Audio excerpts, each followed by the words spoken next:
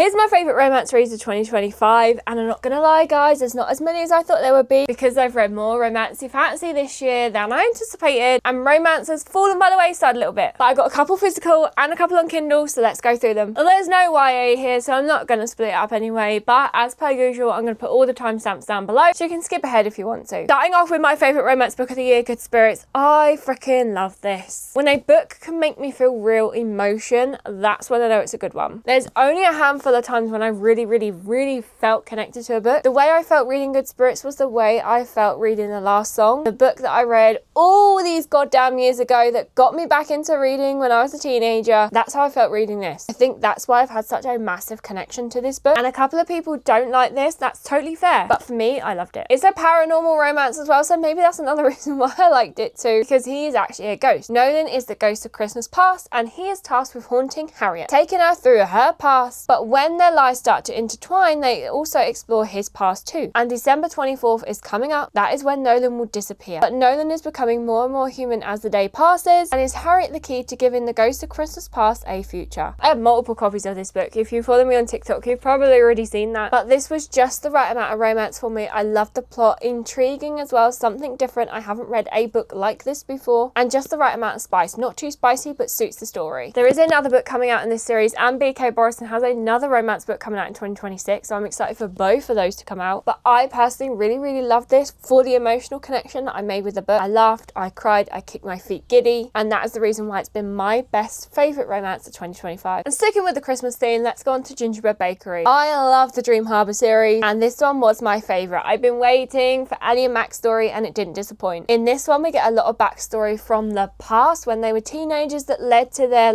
entire lives basically hating each other, into the now when they are planning their best friend's wedding. This is kind of one of them situations where I hate you but I secretly kind of like you vibes. They've had their entire lives, and Mac is secretly in love with Annie this entire time, but he hasn't been able to break her down to get her to realise that he was really sorry for what he did. It is book 5 in the series, so I would recommend that you need to read the others before you go in with this one, just because otherwise you might get spoilers with what's happening with the characters. Yeah, this has been my favourite one in the Dream Harbour series. Now let's move on to Dust Storm. This was such a good cowboy romance. If you're looking for something to fill in the gap between Elsie Silver, Paisley Hope, Lila Sage, you might want to check out Maggie Gates. There are 3 books in this series as well. In this one, it's a single dad romance with a reverse Grumpy Sunshine. Here's the Sunshine, she is the Grumpy, because she is a PR assistant sent to save his ranch. She hates everything about rancher life. She hates kids, maybe hates a little bit of a strong word, and she's really just not enjoying her time at the ranch. But he is the happy-go-lucky dad, also a widow with 2 gorgeous children, and eventually he breaks down her walls. There are 2 other books in this series as well. There's Downpour and Fine Line. You can get physicals of these. I read them on Kindle Unlimited back when I bought that for holiday, and yeah, definitely recommend this series if you're looking for a really good cowboy romance series. And then we're getting on to sports romance. Oh, I love Deep End. I can see why this is a bit of a Marmite book. It was marketed in a way that made it sound spicier than it is, but if you've read Ellie Hazelwood, you know what to expect from her books. And this was a god tier sports romance. It had the perfect balance between the sport, the romance, and just the general life responsibilities of the 2 main characters. Scarlett is a competitive diver, and when she gets the case of the heebie-jeebies, she finds herself not being able to compete in her sport anymore. She's got no time for relationships either. But when a friend suggests that she hooks up with the swim captain, the all-around aquatics golden boy Lucas, they start a love affair where they basically hook up because they haven't got time for anything else. They are 2 busy athletes. They both understand their athletic schedules, so it's an easy way to release a little bit of tension. And they also share some interesting kinks. It's nothing too bad, nothing major. Personally, I didn't think it was that bad overall. Just a bit of booty grabbing, to be honest. And we follow them throughout the story as they are preparing for the Olympics, while simultaneously trying to not fall for each other and stick to their agreement. I really enjoyed this. Like I said, a good tier sports romance for me. I put this in the same category as From the Cove with Love by Mariana Zapata. Love that book, love this one. If you haven't read it, definitely give it a try. Form your own opinion before you go on everyone else's, including mine. Now we'll get into the dark romance section. Starting off with the Dark First series by RuNyx. Now, was this the best written series I've ever read? No. Did I eat this series up though? Yes, I did. Book 1 is The Predator, and each series is a standalone. Apart from book 1 and 2, they're related to the same couple, but the rest of the series from 3 to 6 are standalones. But you do need to read them in order, because although you follow different couples in each book, apart from the first 2, book 6, it brings all of the couples together and concludes the series. This went from indie pub to trad pub. That is why I read it on Kindle, because it had just been pulled from indie to be released as trad. So I read it on Kindle. You can get it on Kindle to buy them, obviously you can get it on Kindle Unlimited, or you can now get box sets of the physical Trad Pub set. This is a mafia romance series. It's dark romance. It's not too dark. Definitely not as dark as some mafia romance books that I have read. But if you want an easy to read mafia series that kind of just gives you a little bit of escapism or is a palette cleanser between different genres, then this is one to go for. Like I said, it's not